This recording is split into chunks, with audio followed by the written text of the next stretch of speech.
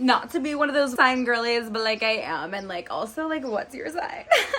I am combining logic and fantasy, the magical spiritual world and the normal logical real world. I'm combining 3D versus 5D together to help you understand exactly where your thoughts go, why bad things happen to you, and how you can control your own reality all by yourself. So I've learned a lot across my life and the bad things that have happened to me understanding physically what's happening and mentally what's happening. Here's the thing, you're actually in control of every single part of your life. And that is something I didn't believe for a long time. I thought that the universe was out for me. I thought something was controlling my life that wasn't me. But you're just not in touch enough with the unconscious part of your brain to be able to understand that. So I'm going to give some examples about the things that happened in my life that allowed me to see the deeper meaning behind them and myself. Obviously, I'm a car crash mixed with some Dr. Phil. No one crashes their car more than me. I've literally been in probably 16 accidents. I used to say like, oh my God, the reason I get in car accidents is because the universe is out for me. Like the universe is literally trying to get me. Like, oh my God, like some force is like making me get in these accidents, because every time I got one, like both hands were on the wheel, both eyes were on the road, and it always seemingly came out of nowhere. And I was just like convinced that like something was out for me. But like I realized, like I used to tell people like my psychic cursed me when I was 16. Like my psychic got me, like she got mad that I told everyone about our reading, which I don't know about all that.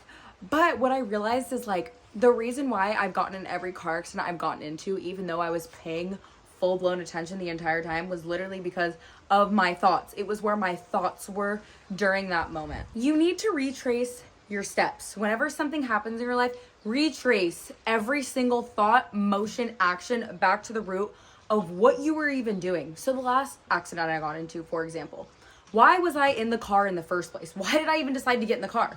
It was because I had a hair appointment. Why did I make a hair appointment?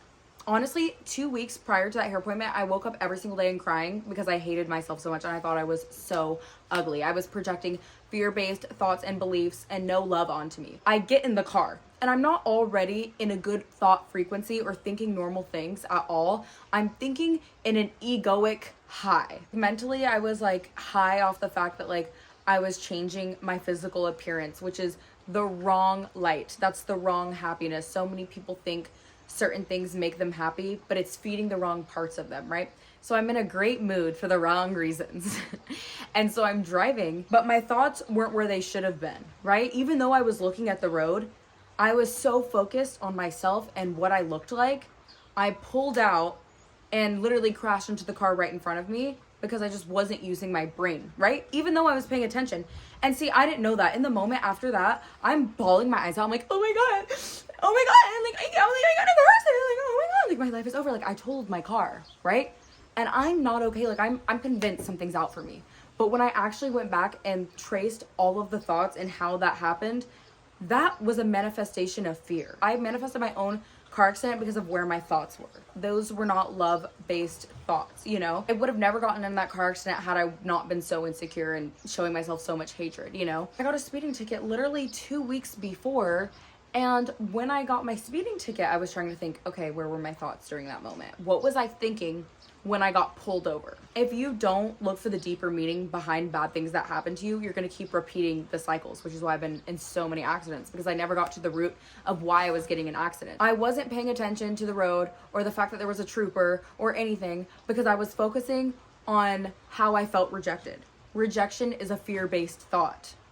I literally created my own reality right then and there about getting pulled over because I was so focused on feeling rejected. Like, literally the definition of how your thoughts transfer out into the real world. Even though it seems like this police just came out of nowhere and pulled me over, it could have been prevented had I been in a better mindset.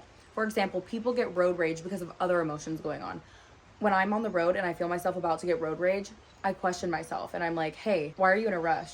Why do you need to pass all these people? Questioning yourself about why you're even acting and doing the things that you're doing is going to save you so much time and money. Everything in life is supposed to teach you something, both emotionally and physically, and you cannot forget that. It is so important to investigate even the smallest things that you don't think are significant. The other day I was looking at my leg, right? And I was like, oh my God, that curling iron burn is so big. Like, how did you even do that? Because I have so many scars on my legs from curling irons, right? So I was thinking about like, how did this happen? And so basically I was getting ready at my vanity, right? And I put the curling iron on my leg Why would you do something like that? Like, why would you put the curling iron directly on your leg? I had to ask myself. Well, I thought that the curling iron would actually not go through my jeans because I thought my jeans were thick enough, right? But why didn't I just put the curling iron back on the vanity, you know? Like, what? Like, that's a little weird. And I realized I didn't put it back on the vanity because my vanity was messy. Why was my vanity messy? Because I was mentally ill and I was going through it. A lot of my life had fallen apart. And instead of processing those emotions, I was running and I was escaping. And in terms of escaping, I was also letting my room go just horribly. And I'm a very OCD person. For my room to look like a tornado is like a huge red flag. Because my room wasn't clean, because I hadn't processed my emotions, all of these things led to me getting a curling iron burn. And a lot of people have told me my whole life, Marissa, it's not that deep. Marissa, you psychoanalyze stuff way too much. But guess what? Psychoanalyzing is what literally brings you to freedom. So now I know in the future, don't burn yourself, just burn your beliefs. Depression is a huge sign that something's wrong in your life. Obviously, not all signs are physical. Sometimes they're mental signs. But when you don't feel right, like when you're waking up and life isn't great, that's the biggest sign ever that you're not aligned internally. Now, this took me forever to understand because a lot of people used to tell me that there's a chemical imbalance in your brain. You should go get prescribed medication. I think if you want to get prescribed medication and that helps you survive, you can do that. But for me, I just always knew that it was a temporary fix and it would never solve the root of my issue. So for me, I never dabbled into medication. I just wanted to figure out what was wrong with me, you know? Harvard actually did release a study about a year or two ago that chemical imbalances are not a thing. The imbalance in your brain is the imbalance of love versus fear. The imbalance in your brain is your beliefs that you have to demolish. You know what I'm saying? It's not about that you're just depressed. It's actually your choice, believe it or not. The reason why depression even happens in the first place is because your values are not aligned with who you are. You are not acting on the things that you like or value because of something else. I didn't do what I wanted to do for me because I was afraid. It all came from fear. I couldn't live a great life because of all the fear that was surrounding me wanting to do certain things, right? And that's what leads to depression because you start experiencing all this fear, so you're not going after what you want to go after, right? So then you're not going after what you want to go after. And then that starts making you feel bad inside because you wake up and you're not moving forward, right? You're staying in the same cycle.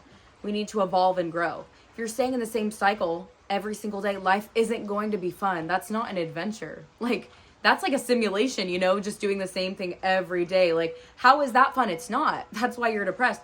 That's why you need to drink. That's why you need to smoke. That's why you need to do all of these things outside of you because you're too afraid to not be doing those things. The dopamine is keeping you in this cycle for a little bit just to like get rid of the pain.